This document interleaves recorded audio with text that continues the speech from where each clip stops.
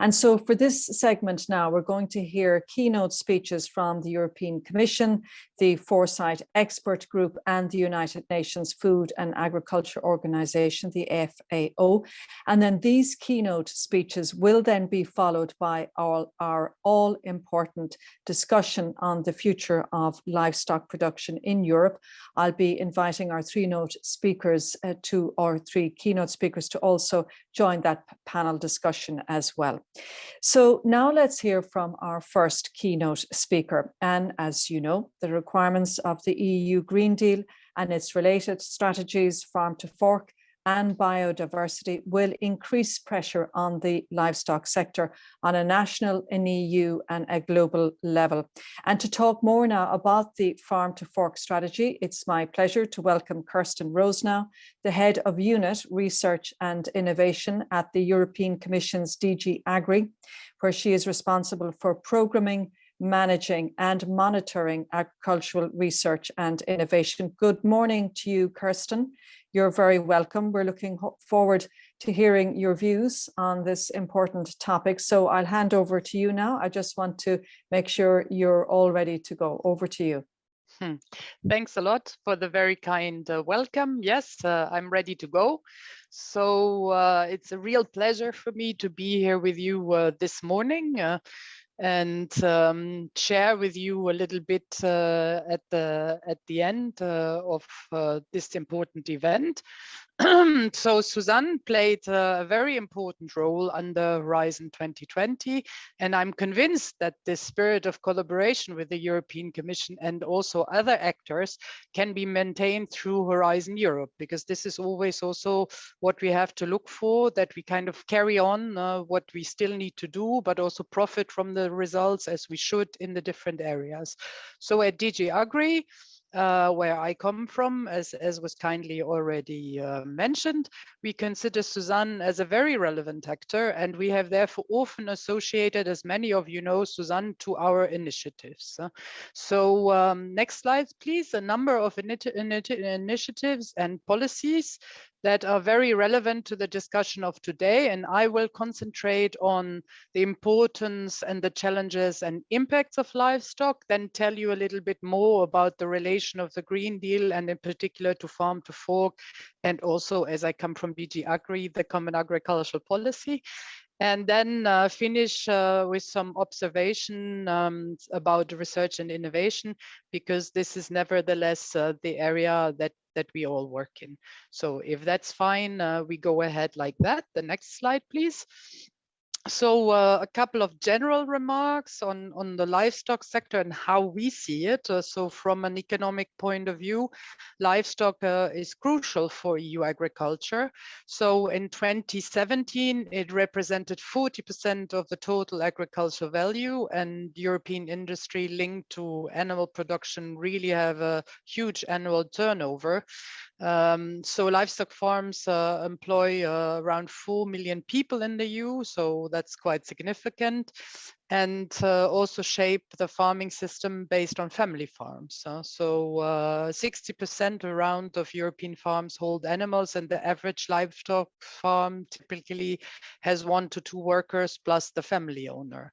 And despite the livestock sector contributes 30% to the agricultural GDP, some sectors have a rather low profitability due to high production costs and while producer prices are under pressure. So in many aspects, the livestock farming system is currently not sustainable. It faces challenges in all dimensions. I mean, we always now talk about the 3 dimensions of sustainability. You all have internalized that very well, I'm sure. So in environmental, social, and economic terms. So the next slide, please. So the livestock production faces important challenges. So EU agriculture is responsible for about 10% of the total EU GHG emissions. So livestock is the main contributor to the agricultural GHG emissions. And it is mainly responsible for nutrient pollutions as regards water and air. So since the 1990s, we've come a long way. So we already lowered the GHG emissions quite significantly while increasing productivity, but we need to make progress and achieve much more. And of course, research and innovation has a key role to play there. So environmental impacts mainly result from the concentration of livestock in geographical areas close to processing due to specialization and scaling up of production for cost reduction. So in those areas with high livestock density, for instance, nitrate leakage is higher in water, as well as ammonia and nitrogen emissions. So better use of water and energy, the improvement of animal health and welfare, breeding and feeding for lower emissions, precision farming, etc. They are all tools that can help to integrate climate policy goals into future livestock production. Next slide, please. Due to despite the contradictory results for some of the epidemiological studies, so it is probably safe to assume that there is a link between overconsumption of animal products and chronic diseases, in particular cardiovascular diseases. So national and international dietary guidelines recommend therefore to limit the consumption of red and processed meat and to replace this with other products. So the trend observed in the past years of slow substitution of pig meat, for instance, with poultry meat, could slowly bring this pattern of meat consumption closer to the guideline recommendations. So reducing consumption of food of animal origin would also lead to environmental benefits. However, the contribution of changes in dietary patterns to emission reductions is really a hotly debated topic, and you know that much better than myself. So there is an increased demand for more animal welfare and livestock farming systems that should evolve to this by minimizing pain, fear, and frustration, and promoting positive emotions and the expressions of natural behaviors. There's a growing public concern about the rearing of livestock in cages, slaughter practice, and animal transport. So bad treatment and systematic non-respect of EU rules for animal welfare cannot be tolerated because of ethical reasons and also because of the increase in health standards. So human and animals share the same bacteria, and 60% of dangerous human pathogens are of animal origin. So antimicrobial resistance is really responsible for around estimated 33,000 human deaths per year. So that's quite significant in the EU. So the precise share of AMR due to antimicrobial usage in livestock is not always well known, but there a clear link exists. To tackle this, we need a holistic, multi-sectorial approach involving many different sectors: human medicine, veterinary medicine, research, animal husbandry, agriculture, environment, trade, and communication. So next slide. I think that's a lot about the challenges. But we should also not forget to mention the positive side. So there we have the animals that convert non-edible biomass into highly nutritious food for humans. At world level, only 40% of dry matter ingested by livestock is edible to humans. Most is grass and crop residues. And a huge percentage of the land that cannot be used for crops is used by livestock to produce food. So it's around 60%. That's quite high. And livestock farming ensures also rural vitality and economic activities in region where there's the only sustainable activity, economic activity. And crop farming is not possible due to soil and climatic conditions. So in addition to provide EU citizens with food of high nutritional value, animal byproducts provide raw material for hundreds of different products used in a variety of sectors, ranging from medical, for instance, heparin, and to industrial solvents or cosmetics. So, and in marginal zones, extensive livestock farming is crucial for the conservation of many heritage ecosystems of high ecological value. So the next slide. So all of this is the basis for the action that we try to promote under the Green Deal. So the European Commission is very conscious of the need to drive agriculture and food systems towards more sustainable practices. So this is really embedded into the Green Deal, especially into the farm to fork and the biodiversity strategies that set the key objectives that have an impact on our livestock farming sector. With the farm to fork strategy, we, the Commission, want to establish sustainable food systems that have neutral or positive environmental impact of food production, ensure food security and public health, preserve the affordability of food, and are robust and resilient. You are certainly aware of the ambitious 2030 targets in the farm to food strategy. This is hotly debated also in terms of how, let's say, challenging this will be for the farming sector to really implement that with all the additional pressures that are already there. But we still believe that there is no alternative to this. So if we really want to contribute to achieving climate neutrality by 2050, and then have all the specific targets that you know very well linked to the reduction of the risk of chemical pesticides use, then nutrient losses, fertilizers, the reduction in the sales of antimicrobials. So I'm not mentioning all the percentages, you know this very well, and also achieve a much higher percentage of EU's agricultural land under organic farming. I mean, there's much we have to do, and we know very well that RNI will have a key role to play there as an enabler to get anywhere near those targets. So next slide, please. So the achievement of these objectives is supported by the ongoing or planned implementation of a very big number of actions to accompany farm to fork and the Green Deal through legislative processes or not. Many of the actions that are listed here, don't worry, I'm not going to read through all of this, but it's also to provide an overview. It's always useful if you use the slides maybe later. So evidence-based and transparency are the basis of the EU lawmaking. Impact assessments are foreseen for all legislative initiatives with significant impacts. And there are a lot of other actions that are undertaken. So let me just give you a few concrete examples so that this remains not so abstract, also for the discussion maybe later. So for instance, the methane strategy sets out measures to cut methane emissions across the economy, including agriculture. Following up on this strategy, the Commission will improve reporting of emissions from agriculture through better data collection, promote opportunities to reduce emissions with support from the Common Agricultural Policy also. And the Carbon Farming Initiative is aligned with the Farm to Fork strategy and will create direct incentives to encourage the agriculture and forestry sectors to deliver on climate and biodiversity action. Then we have, where we are directly responsible as DG AGRI, the action plan on organic farming, which will help member states to stimulate both supply and demand for organic products and increase the sustainability of organic production.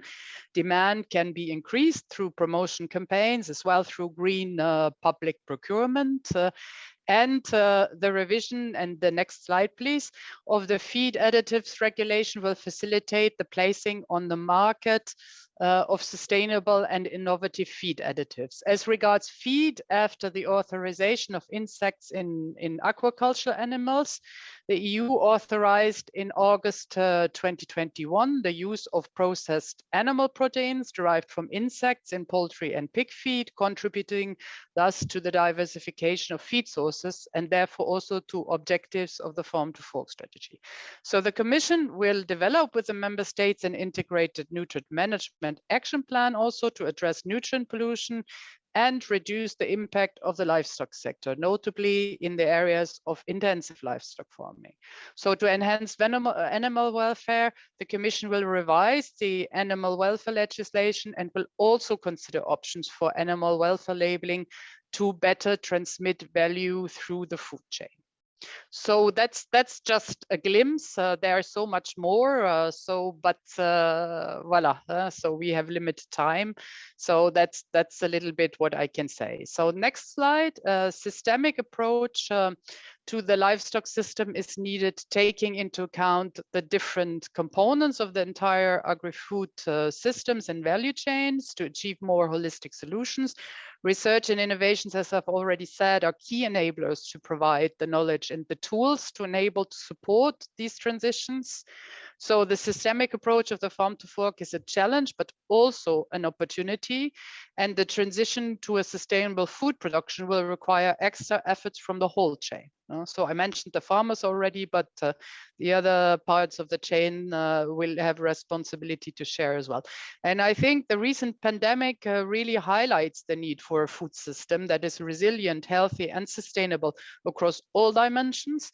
It has reminded us of the importance of a robust system with access to sufficient supply of affordable foods for citizens. It also made us aware of the interrelations between our health, ecosystems, supply chains, consumption patterns, and planetary boundaries, all elements supported by the farm to fork strategy.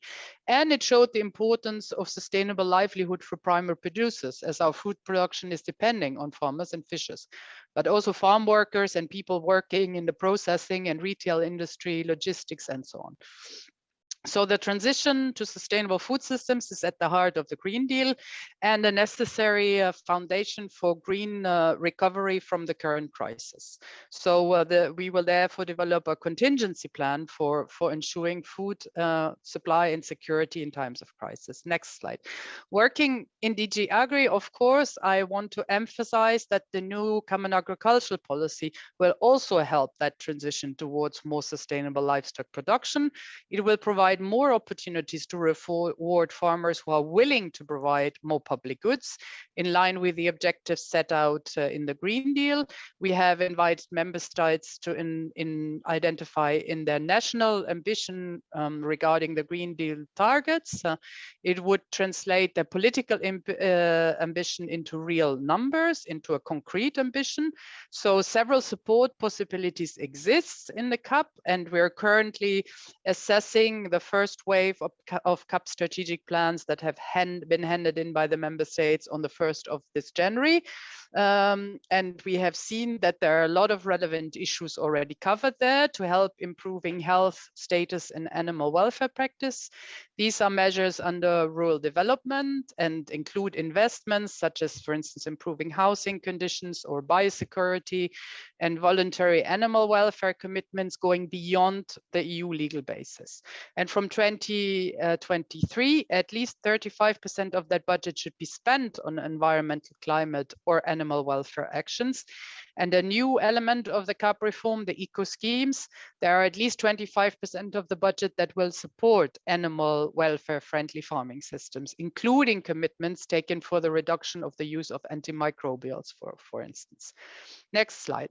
The EC provided a list of potential agricultural practices, breeding, feeding management that could be supported by the eco schemes in the future CAP. A non-exhaustive list of possible measures is provided here and presented in the 4 main blocks, depending on the level of application, production system, manure management, animal and knowledge exchange and innovation. The concrete availability of such measures to livestock farmers will depend not only on member states' choices to provide for such things in their future CAP strategic plans, but also depends on the local situation. So on the conditions, and I've listened from the speakers before saying that many times already, there is no size fits all livestock production system that fulfills all wishes and addresses all needs, but a case-by-case approach and tailored it needs to be to, in our view as well, to regional, local, and farm level. So now coming to the final part of my presentation, next slide, please, for research and innovation.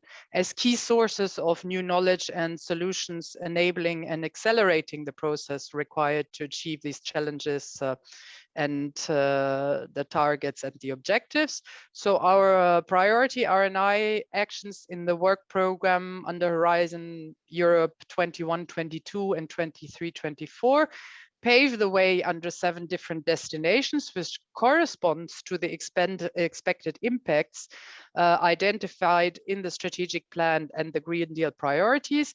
Here you can see an example of the landscape of their R&I roadmaps, under which we have developed for Cluster 6, mostly in the area of agriculture.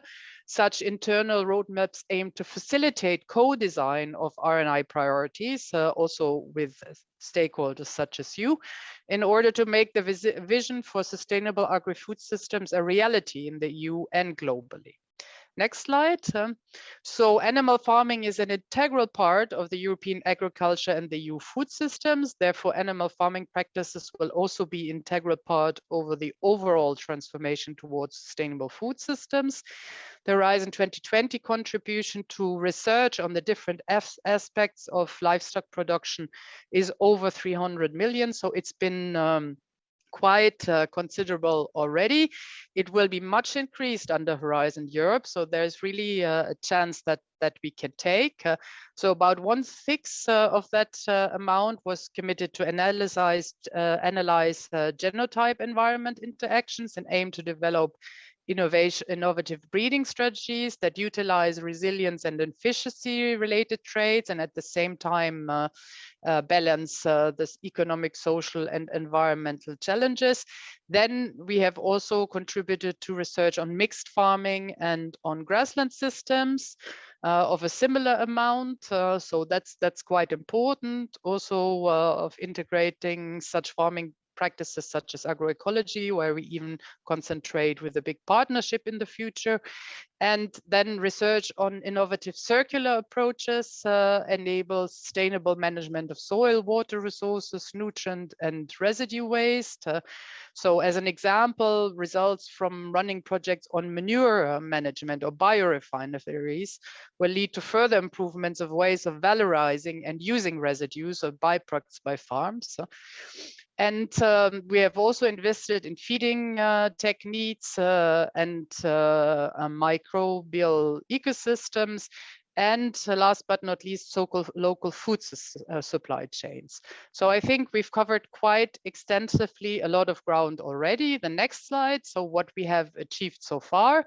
Research and innovation programs are clearly helping already farmers at the farming sector to adapt to mitigate to climate change, boost organic production, agroecology and agroforestry. As already mentioned, the development of sustainable livestock system in the EU will be crucial.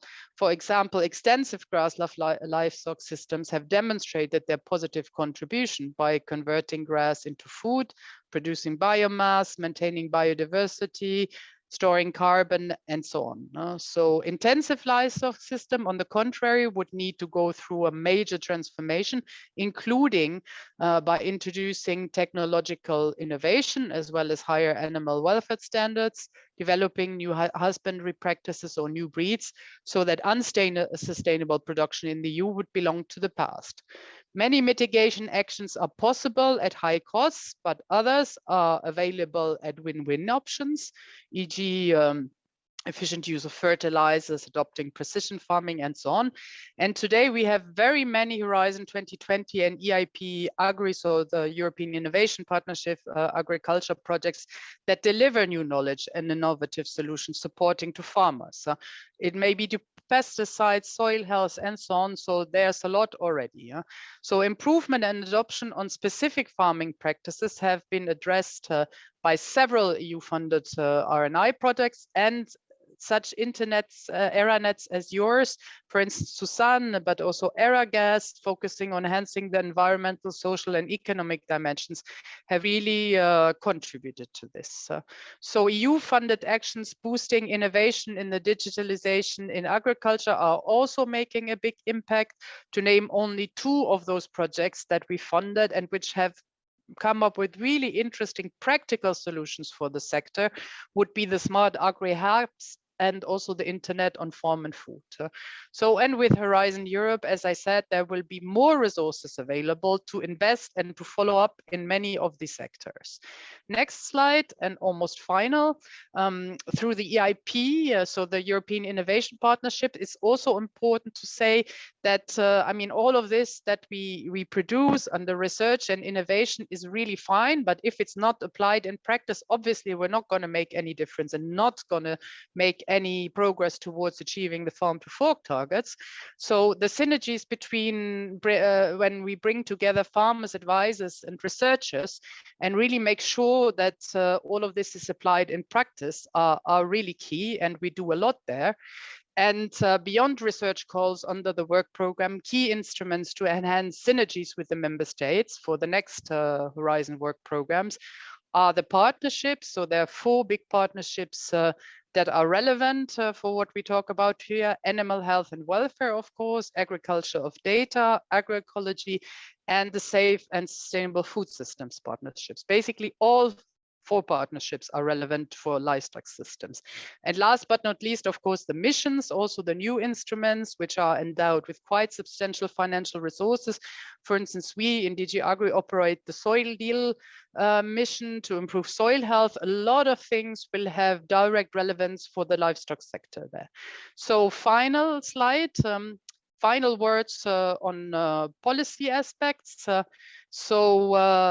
Closing what I've said, moving towards sustainable agriculture and food system is among the important challenges of our times. It is all the more challenging for the livestock systems that have more and more to demonstrate their value these days. Evidence-based and transparency are at the basis of, or the heart of the EU lawmaking. So impact assessments are foreseen for all legislative initiatives with significant impact. And the farm to fork strategies and targets should not only be seen as setting obligations only, they also provide opportunities for the necessary transition. The next slide, please. The new common agriculture policy and the other policies and instruments will be important tools to support farmers in this transition. Then transition towards sustainability has already started at private level, mainly pushed by rising demand for it. The role of policymakers will be to support the sector in anticipating and speeding up the necessary changes, and to provide the necessary regulatory framework and incentives to favor this transition, and to allow operators to communicate clearly and in a transparent way to consumers. So final word on research and innovation. So EU R&I policy supporting the implementation of the Green Deal, and in particular farm to fork strategy, is a key driver in accelerating the transition to sustainable food systems from primary production to consumption.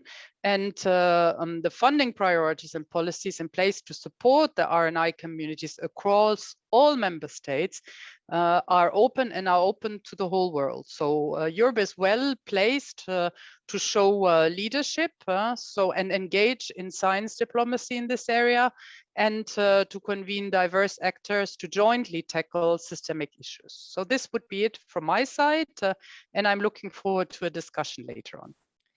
That's great, Kerstin. Thank you very much. A very, very comprehensive overview. And I think there will be a lot of interest in what you have had to say.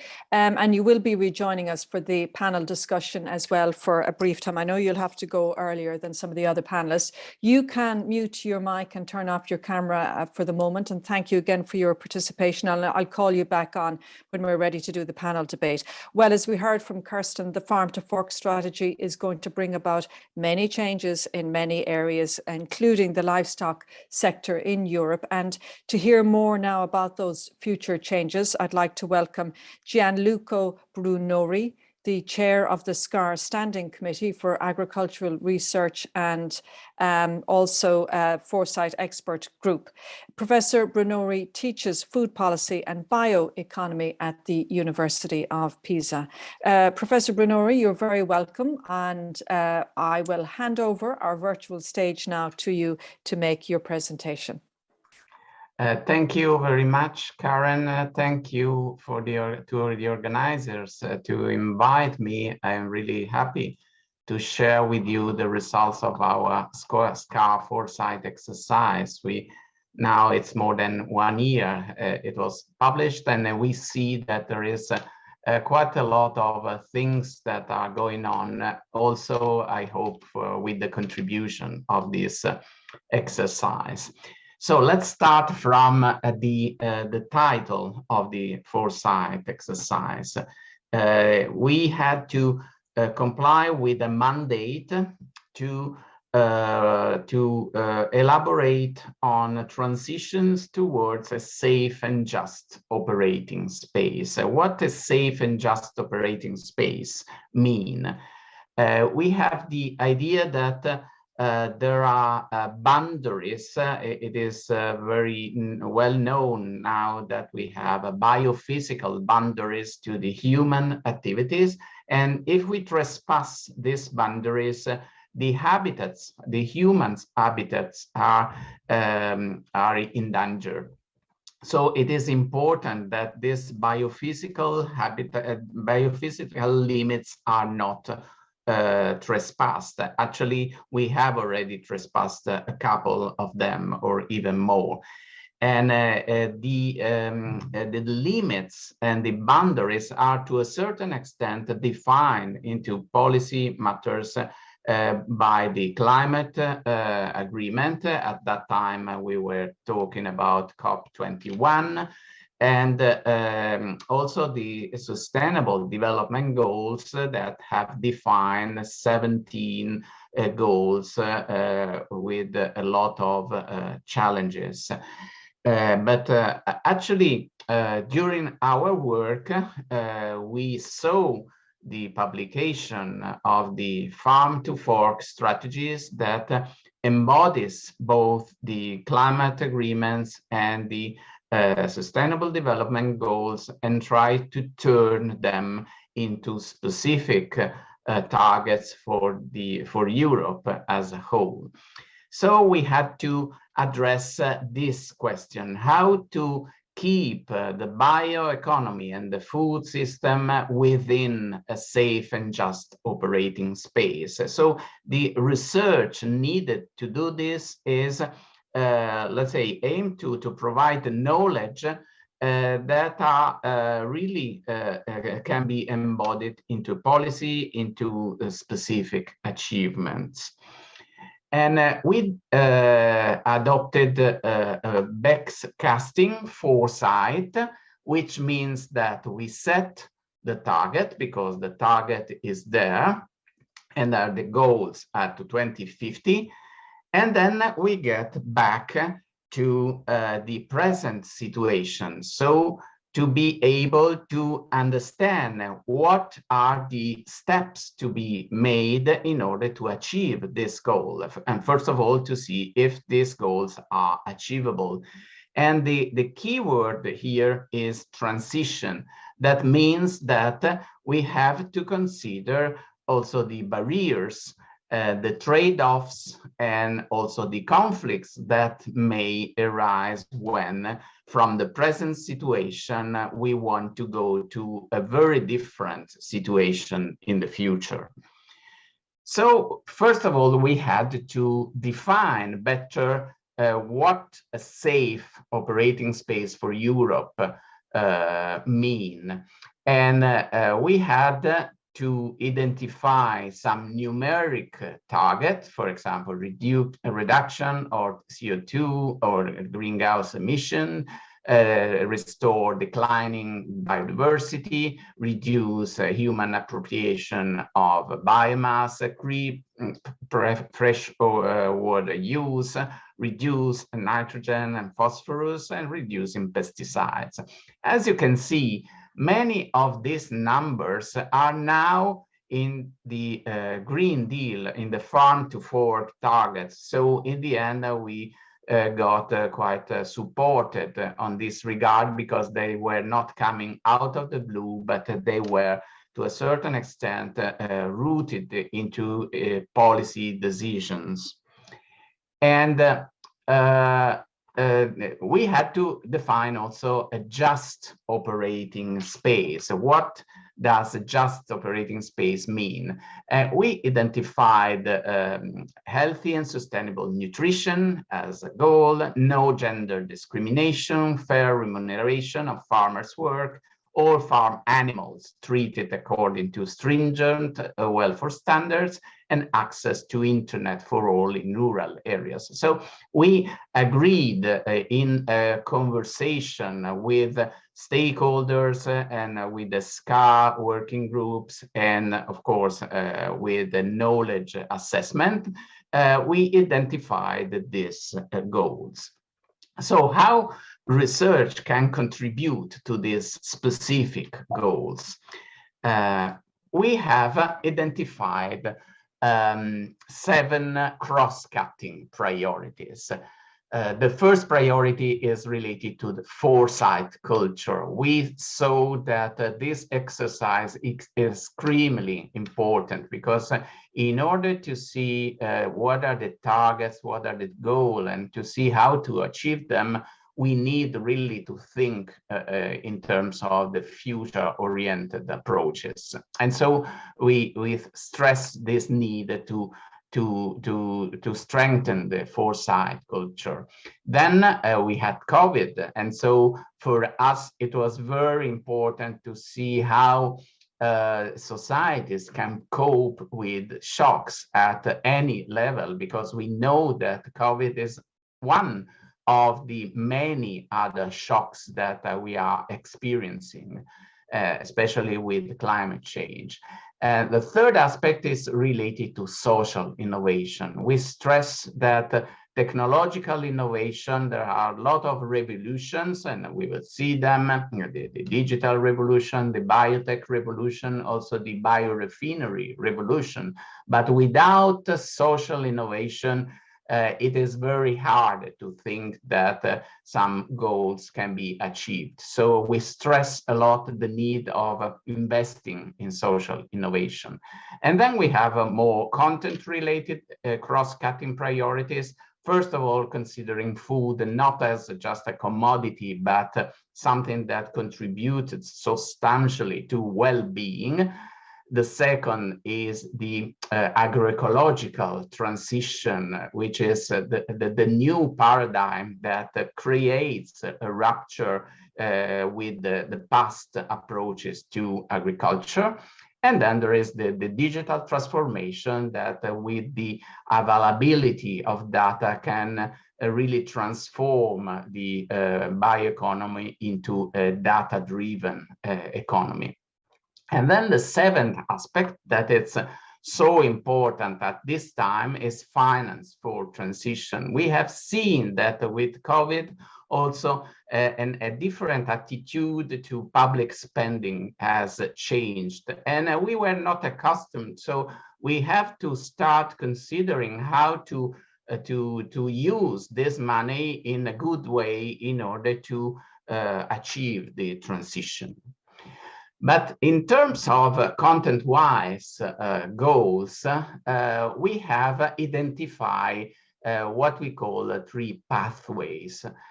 So how to achieve a safe and just operating space, what kind of knowledge we have to produce. And we have identified 3 pillars, 3 pathways. The first one is related to nutrition, and our overall goal is a sustainable diet for all. And I will explain in a minute what this means. Then the second pathway is related to circularity. And then the third one is related to diversity. All these pathways are connecting to each other, so they are not taken as separate from each other, and they converge into building a safe and just operating space. So these are the, let's say, priorities we have identified together with the stakeholders in terms of these 3 pathways. The first one, sustainable and healthy diets for all. developing agriculture, fisheries, and forestry method that results in more nutritious diets. So changing agriculture to make more nutritious products, analyzing and monitoring the environmental impact of what we eat, so linking together diets to their impacts, and then shaping the food environment to facilitate behavioral change. As Kerstin said before, we need to think about a reduction of meat or animal production consumption. So we need a behavioral change. And the first step of behavioral change is awareness of the impact and also awareness of the food environment. The second aspect is related to the circular bioeconomy. So in this case, we have split this pathway into two pathways. One is related to farming, and we adopt the concept of strong sustainability, which means sustainability that try to close the loops, for example, in agriculture or aquaculture. So not consuming more that it's absorbed, but also regenerative agriculture. So for example, with radical reduction of pesticides and antibiotics, and also different ways of make farming in terms of business models. But also in terms of what is beyond the farm gate, we have identified some priorities for a bio-based circular economy. And in this case, we need a new logistic and digital infrastructure for circularity, new ways to get industries or regions working together, or also new business models, because the exchange of residues or materials or biomass really need different types of business models. And the third aspect is related to diversification of food production system, diversification of retail channels, and supporting the role of small farmer fishers that give a diversified food system. So just to get to the conclusion, why sustainable diets? Because we see that in this case, we can see that a lot of let's say, animal production and food system is overcoming the let's say, environmental effect. So they are already trespassing these limits. And so if we want to keep the consumption at the level below the boundaries, we need to change the way we eat. And the good news is that if we do this, we also will have a healthier diet, because this is the picture where you can see how some of the products we eat overcome the healthy limits. So they are not healthy, we consume them too much.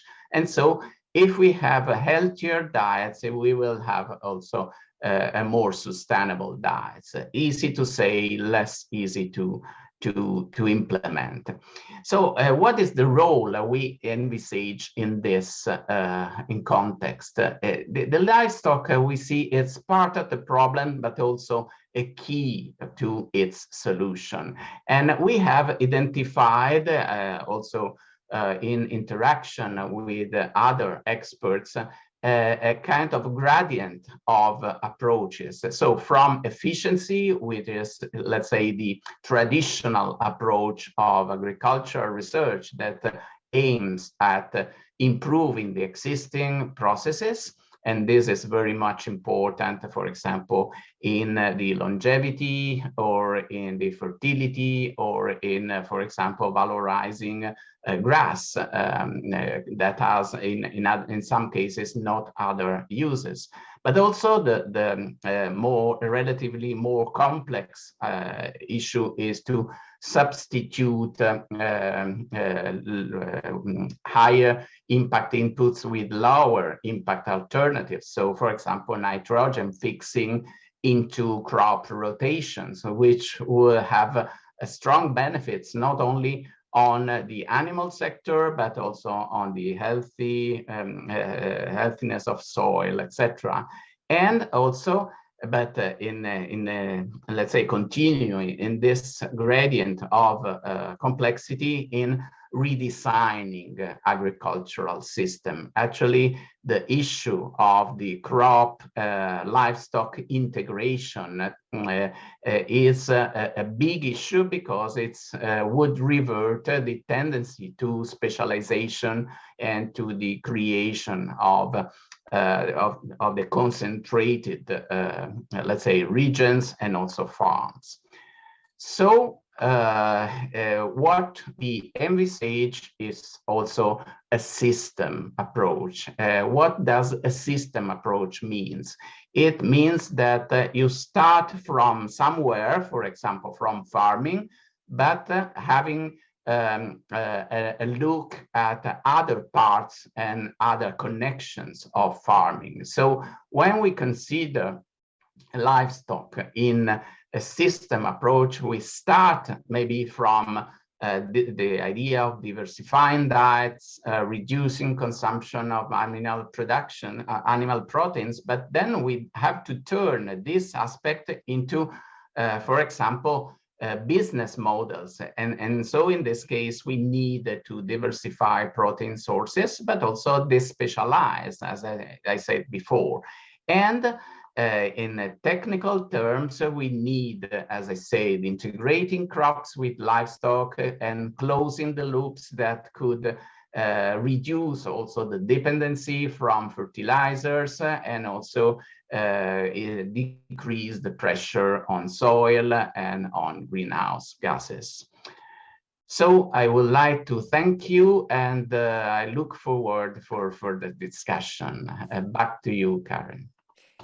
Thank you very much, Gianluca. Again, a very comprehensive presentation, and we will bring you back in during the panel discussion. In the meantime, you can mute your mic and turn off your camera. Now, we have our final keynote speaker. Dr. Badi Bezbey is a Senior Animal Production Officer, Head of the Animal Production and Genetics Branch of the UN's FAO Animal Production and Health Division. And Dr. Bezbey is going to talk now about Sustainable Development Goals in relation to livestock production. Dr. Bezbey, you're very welcome to the conference. I'm going to hand over to you now. Thank you. Thank you very much, Ms. Karen. And thanks to the previous speaker for all these inspiring talks. So my presentation will be very short. I will make it in less than 10 minutes.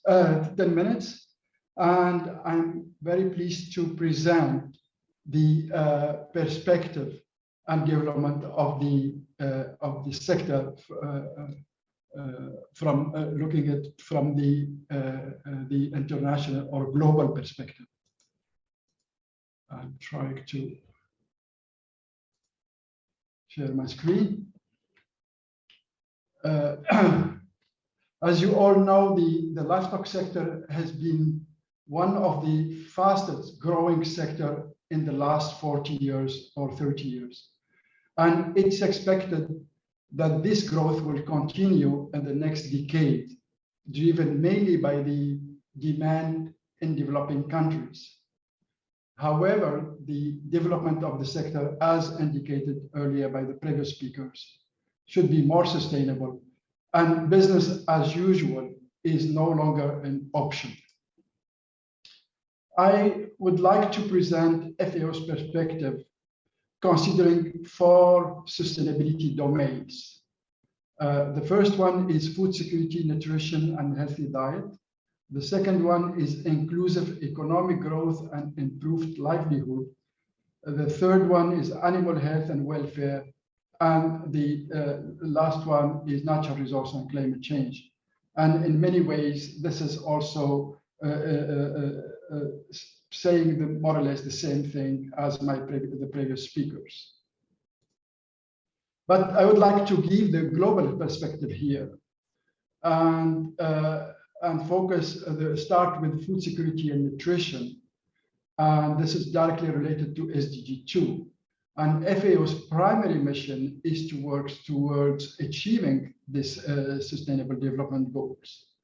However, the situation is that between 720 and 810 million people in the world face hunger, and billion more face different forms of malnutrition, including micronutrient deficiency, overweight, and obesity.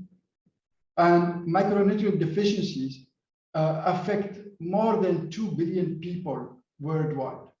And WHO estimates that 42% of children under the age of 5 and 40% of pregnant women worldwide are anemic. So malnutrition impedes cognitive and physical development in children. And as you all know, the livestock sector globally contributes 34% of protein and 17% of calorie intake. They provide many essential micronutrients and bioactive components such as iron, calcium, zinc, and vitamin B12 and others, which come in a more bioavailable forms than in plant-based food. However, the consumption is not equally distributed across regions, gender, age group, and income levels. For example, average meat consumption ranges from less than 4 kilograms per person per year in some African, sub-Saharan African countries to more than 100 kilograms per person per year in other regions like in North America. In this regard, FAO endeavors to address the triple burden of malnutrition, that is food insecurity, undernutrition, and overweight and obesity, and promotes context-specific healthy diets for all, as the previous speaker has indicated. More recently, FAO embarked in a global assessment of the contribution of livestock to food security, nutrition, and healthy diet. And this is done following the members' request. I come now to the second sustainability dimension, that is inclusive economic growth and improved livelihood. The situation today is that around 10% of the world's population live below the poverty line of $1.9 per day per person. And a large part of them are in Africa and in South Asia. While this proportion has been consistently decreasing in recent years, poverty has increased due to the economic slowdown brought on by the COVID-19. And a large part of the global poor depend on livestock for their livelihoods. For these people, livestock provide diverse products and services beyond food and nutrition.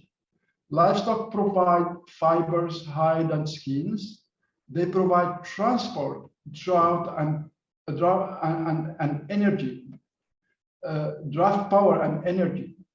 They provide manure to fertilize the soil and serves as a flexible asset that can be sold in times of crisis and therefore contribute to building the resilience of these people. Globally, livestock share of agriculture output is about 40% in developed countries and 20% in developing countries. This difference is mainly due to the differences in demand for animal source food, but also is due to differences in value additions to livestock products. And the global demand for animal source food it will continue as indicated earlier.